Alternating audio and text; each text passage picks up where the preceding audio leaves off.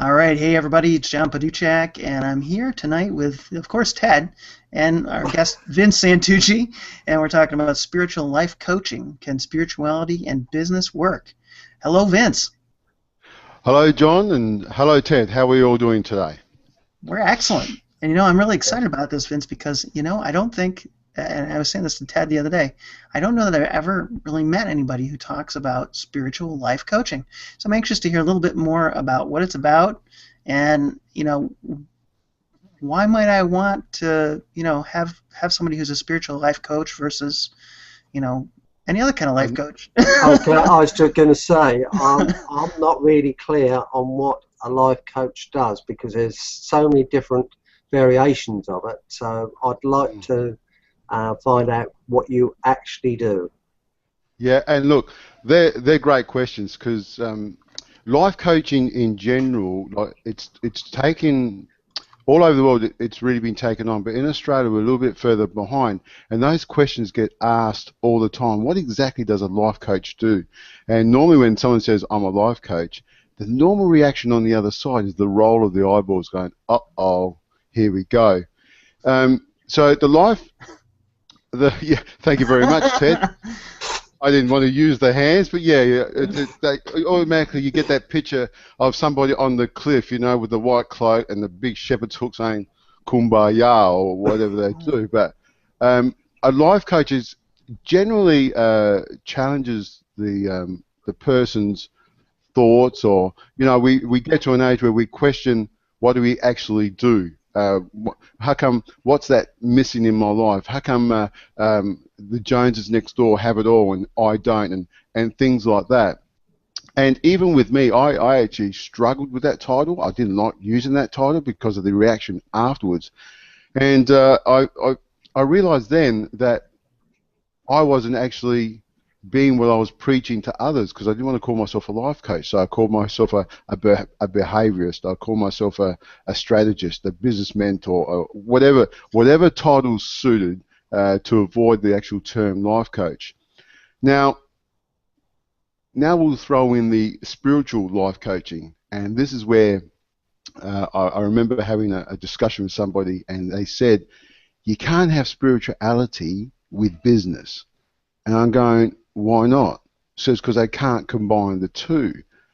And then I asked them, I said, well, what do you think spirituality is? And this is where people just get that perception that as soon as you mention spirituality, it's a religious background. When you mention spirituality, it's either that cloak that you're being preached to, or it's a priest or a pastor. And I tell them, I go, well, no, it's not. I try to explain to them what spirituality is, and it's just it's not a being, it's a thing, it's not defined. It comes from within, and that's where I call myself a spiritual life coach. That I don't come from feeding the poor. I go the other way around, where it's important to me that you know why you're doing what you're doing. And a great example of this, I catch most people out of this when they go into business. I ask them, so why did you go into business for? What I mean, a job is 40 hours a week. You get guaranteed an income. You probably have some vacation leave. Why did you go into business? And they said, well, I want to give my family, a better lifestyle. I want to give my children more than what I had. And then I asked them, I said, well, why do you work 8 days a week? Because if I asked your partner or your wife or your children, they will want you home. So it's a realization of why you're actually doing what you're doing. I mean, I don't know, for some reason, they think it's a religious connotation, but it's not. I mean, can you imagine Bill Gates? He says, why did you start Microsoft? Because I want to be a billionaire. His whole being, his spiritual purpose, was to have every computer on the desktop. So his thoughts are towards why he's doing what he's doing. And if you think about when you go into business, and even with you guys, Ted, John, when I first met you, you offered your services, your time to help people with Google Plus Hangouts. You gave them information. You helped me in Google Plus Hangouts right here, right now, without a cent. It was your time, your service. It was within you to help others. Does that make sense? Yeah, if I was going to kind of rearrange what you said to me and kind of feed it back to you, I would say that what you told me about somebody who's a spiritual life coach is you're someone who's going to help me embrace my passion Yep. and get my life into a spiritual state of flow where it's just There's a I'm in meaning. my best performance of work, Yeah, well, accomplishing. yeah, generally you ask the question, why are you doing what you're doing? And we could say that there's a meaning and a purpose for you and Ted to be on that microphone promoting Google Plus Hangouts. Now, Google Plus Hangouts and your coaching program is just the tool to the meaning of what you're trying to do. Now, I had a bookkeeper. She was quite a bookkeeping client. I still have her. She wanted to expand her business. She wanted to grow. And I asked her, why do you want to do this? So you can imagine we had a 8-hour workshop, and every time we had all the breakdown strategies, the things that we do in business, we check out the plan, where we're going to grow, the target market, all those strategies in place. And as you can imagine, we have butcher's paper, and we put them up against the wall. And I said, is that what you want to do? And she says, yes, that's exactly what I want to do. I'm going, no, that's not what you want to do. And I perplexed her. I said, there's 2 butcher's paper that's missing. And we as humans need to measure things. We need to measure things so we know that we're growing. We need to measure things that we know that we're achieving. We need to measure things so there's goal setting in place. I said, well, there's 2 things missing. And she said, what are they? And I said, okay, let's get a butcher's paper and let's write out where you are in your home life, how you are with your partner, if you have a partner, how are things with your family, and all that type of stuff. And that was the beginning. Then we went right around the other end. I said, now with eliminating money, which is the biggest distraction, I said, eliminate money out of your life, and what would you like to have? And next thing I know, we're not boarding 1A. We're not going onto a business seat. We've got a private suite in Emirates flying to her island somewhere in Mauritius. And I'm going, that's what we're aiming for. We're not aiming to be the best bookkeeper in the world. This is what we want in our life. And that'll be the same with everybody. I can honestly say, and tell me if I'm wrong, John and Ted, do you guys, is your meaning in life, what you're trying to do is be the best Google Hangouts? Or is there something back that you want to give to your children, to your family, to enjoy life, to do quality, to give meaning, to teach, to share? And all that takes money, because we live in an economic world. And that's what I do. So I actually try to find the real purpose, the real meaning of what people do, what they do, and then tell them that how they go about are just tools. So you could be teaching Google Plus Hangouts, you could be teaching YouTube, how to use YouTube, you could be teaching how to use webinars. So do you see, that's what I call the spiritual life coach. It comes, what is it within you that's driving you to go where you are, rather than us focusing, we're the Google Plus Hangout experts. And you are. Mm-hmm. But then you could be something else later on, mm-hmm. because there's a meaning that you want to achieve, and generally it's connected to those people around you. I can tell Ted's got something to say. Well, I was sitting there nice and quiet. He unmuted. I have unmuted. I had some disturbance in the back, so I had to mute up due to animals. I can completely relate to what Vince has said, because when I sort of started, it was a matter of, what do I want? And to achieve that, it was to work hard, because that was how you were brought up. It's to work hard. The harder you work, the more you get back. But it's not true. You've got to work smarter, not harder. So yes. by working smarter, that means you don't put the hours in. I used to. So it used to be 7 days a week, and anything from, I've worked 48 hours plus before now. rolling that into one day sort of thing and carrying on. So we've all done this, but now you ask me that question and it's completely different. I'd rather have the day off if I can than go and do the work now. You know, Yeah, so see, no, as you're saying, Ted, sorry. No, I was going to say, see, I firmly believe we as humans are all designed to give. And we see it all over the world when there's some form of human tragedy. The world kicks in without hesitation, and they all kick in. So we're all designed to give. Now, again, correct me if I'm wrong, Ted and John, that if you guys had the opportunity to do what you do for nothing, you probably would. But the world is an economic thing. So for us to offer ourselves, and I'm included, I love doing what I'm doing. I only do what I love doing. But if I could do it for free, I would. But simple economics doesn't do it. So therefore, when I wrote my book, The Heart of Money, the very one thing that I found out through what everyone does, what the wealthy take in mind, is time. Time is the most precious commodity. And for them to get time, they must make money. And that's also another paradigm that my clients find hard to believe, that I said you must make money.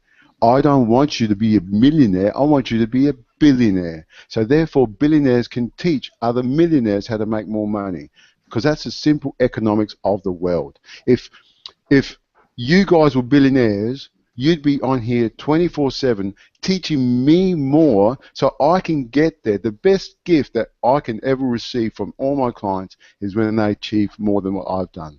And that's what I set out to do. yeah, that's one thing, Vince. You should take on the role of teaching these banks and the people that work for the banks how to do it, because you invest your money in the banks, but a lot of times, what background have they got? They haven't got the money in there to teach you how to do it. You know. I'm sorry.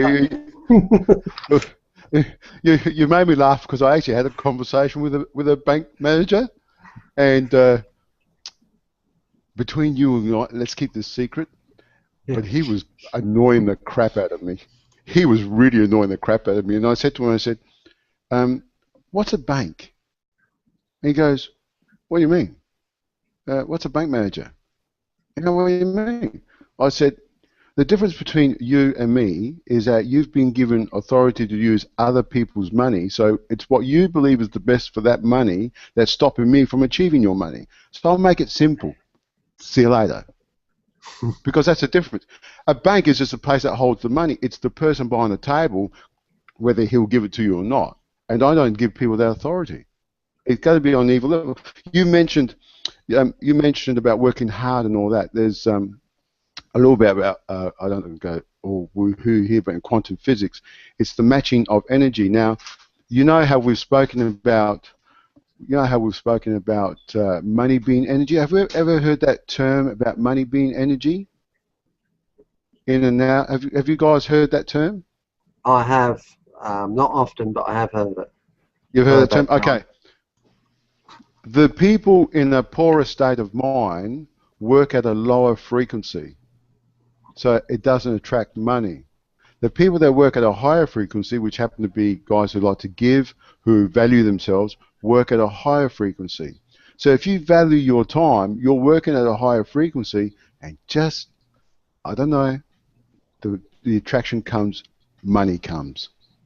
Do you know what I mean? So when those two energies aren't together, there's a conflict, there's an anger, there's a frustration. So that's where you've got to match up. How many times you said, geez, you know, I've given that guy everything and I've got nothing back. He's working at a different frequency. Goodbye. Otherwise, you're just going to get angry and frustrated. I will say that's one thing I've noticed, same with money. The more you worry about money, the harder it is to come by. But if you don't seem to worry about it and that, it will find you. And I am a great believer in the law of attraction. Yeah, look, it does. You know, I looked into that a little bit, and you know, worry is really a form of stress, right? And stress is an underlying fear. Stress is only a symptom of an underlying fear. When you're in a fear, you operate at a lower frequency, and just that alone, it starts constricting what you see, like the third eye, or being more aware. So at moments like that, you have to be more open so you can see what's around you, rather than you sit back saying, how does that Jones guy do it? Everywhere he goes, he's right there, he does it. Because you're worried and under stress, you put the covers on. Your brain automatically starts closing in, and then you can't see what is actually out there. So worry does actually stop you from progressing on. But we need it to protect ourselves for whatever the reason be. And 90% of the time, it's all imagination, really. Do you know? Back in caveman times, the missus would say, the kids need feeding, go out there and get some meat. So he'd get his club, and he would walk out and start looking for, I don't know, an animal to eat. But what he also realised, that he could be someone else's breakfast at the same time. So you need to have those stresses. You need to have that fear. You need to have that adrenaline to protect yourself. Whereas now, I get the same thing when my missus rings me up, says, can you go get me a loaf of white bread? And I go to the supermarket, and there's like 15 brands of white bread. Which one do I get? Because the missus is going to get me pissed off with me because I've got the wrong one. Do you understand the difference? So we need those processes inside our body to protect ourselves. But now it's our imagination because, oh no, when we're going to get the next dollar to pay for this? Oh, look, my child has got an iPad, but their friends don't have. And so the brain doesn't know the difference, but we have the same chemicals, neurological behaviors set in place. So that's where it's all changed around, where we want to be at a certain level. And what I tell people, I say, don't look at the status, look at what you need to do, what you want to do, because when you become happy and content and fulfilled and purposeful, you really don't care what anyone does because you're just happy. I mean, look at John and I. We're both happy that we've got our original hairstyles. You, Ted, are trying to copy us. Ted doesn't want to copy us. This is for life. Yeah. So that's where spiritual life coaching really comes from. It comes from the essence of within. See, when we're inspired, we will be prepared to eat glass, walk on glass, jump over cliffs. Motivation really is an outside control. You take that motivation away, and all of a sudden, it's like, you know what? I couldn't be buggered. You really need to be inspired, and that's what a spiritual life coach does. That's what I do. And then I connect it to money. And then we put measurements in place because we need to grow. If we don't grow, we die. Everything needs to be measured. Absolutely. Everything needs to be measured, but it's what meaning you put on that. Like I measure things, and sometimes I don't achieve them. And then people say, well, that's a failure. But then I ask, what's a failure? What really is a failure? Or to me, it just means that I wasn't ready at that time. What did I need to do and have at that time to achieve that goal? Put those in place, went for it again, achieved. A failure is just a way that you'll find out that something doesn't work. That's, you know. You just weren't ready at the time. Mm. What you believe you needed at that time, whether it be tools or you, wasn't there at that time.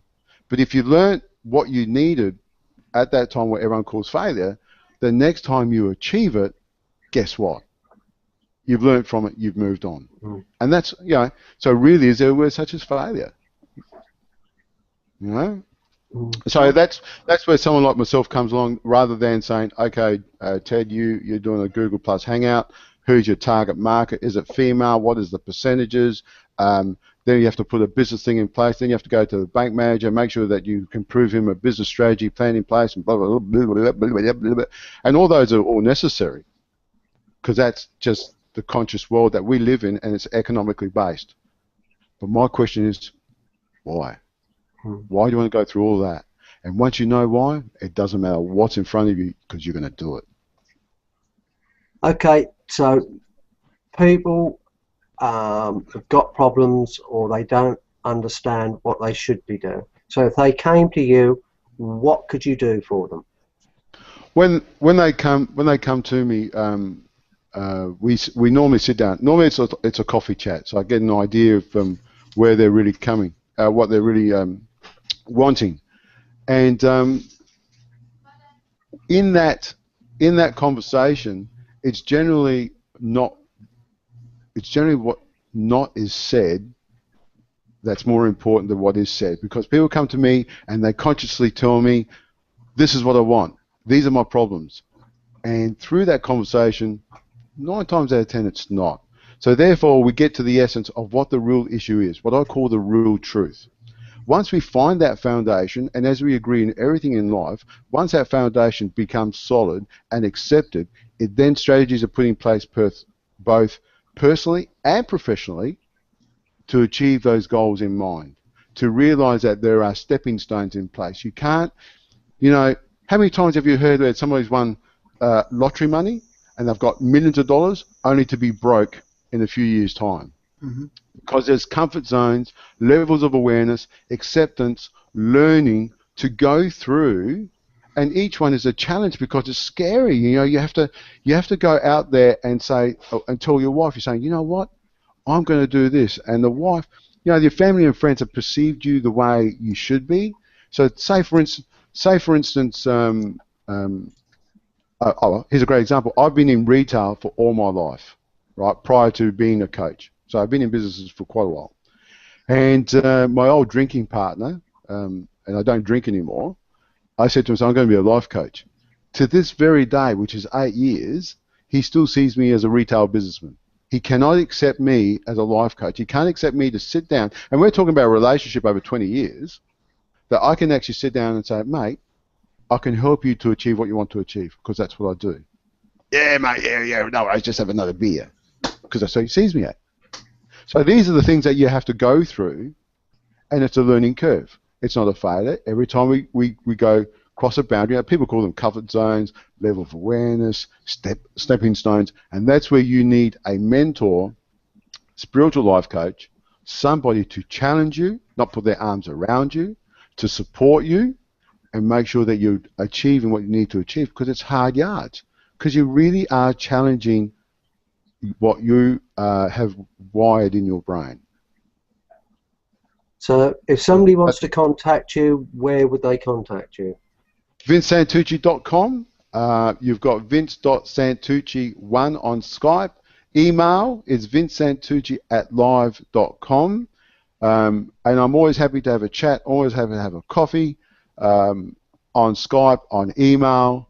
I have myself available, and yes, I virtually do offer myself 24/7, even through this interview where you guys got a nice evening to talk to. We had to wake up early in the morning. That's all right. I'm not saying anything bad about that. Just letting you know. And I'm happy to help people, just give them some ideas, so what they do in life, they actually enjoy every minute of their life. Excellent. Very good. And the other place I know you'll be able to find Vince soon is on his Google Plus profile. Because we're going to help. Thank you, John. Thank you very much. But all those links that Vince mentioned will be underneath the video when you see this, so you'll be able to have the choice of how to get in contact with Vince. And just for Vince's information, it's 11:45 here. I've had to actually stop up, especially for this hangout. My eyes are dropping. Just because I was up at 5 o'clock this morning doesn't mean a thing, but that's fine. Well, it's good that you slept in. You look gorgeous, Ted. You always have, always will. If I could aspire to look like you, I'd be a millionaire, a billionaire. There you go. And we're here because obviously we're big fans of Vince, and we want to help him get started here in this new arena that is called Google Hangouts. So, hey, on that note, we've kind of gone over our time limit, and we got Vince's stuff out. So we'll make sure, like we said, we get it in the description here. And until next time.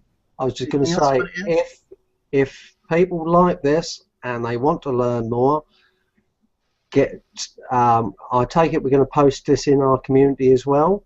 We will. Then anybody that's interested in this, tell us, and then we'll see about getting Vince on for part 2. Yeah, and frankly, if anybody's interested in doing one for yourself, we'd love to help you with that too. So. Yeah, absolutely. Can I just say something? Sure. I like to end this off because you guys have been very good. Um, I want to say to the community or to the people who are actually listening to this that this has not been possible in any way from any technical to any help. Ted and John have gone beyond what is expected um, from people like myself. These guys are what I call the rare ones. They give more than what they receive, and I only know that in time to come, and I want everyone to know this, that prosperity will come to them however they choose to have it, whether it be in health, wealth, or in family or environment. And I can only not just give these guys so much support. They offered this opportunity to me. I didn't ask for it. They've worked with me. There's been a lot of time in preparation for this, and I just wish that you guys take up on this opportunity.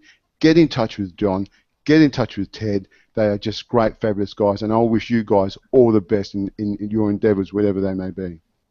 Well, thank you, Vince. That's an awesome unsolicited testimonial, may I add. So thank you very much. That means a lot to us. Absolutely. Yeah, and will that be all right if we take that snippet out and use it? Absolutely. Do you want more? I'll just take it off the script. I'll just take it off. I'll just take it off the script. There you go, boys. No, that's fine. Thank you very much. Yeah, And, thank you, guys. And I do know Bye-bye. that people are going to enjoy seeing this. So thanks a lot, Vince, for joining us tonight. Thank you. And bye, everyone. Bye, and thanks everybody for Bye. joining us.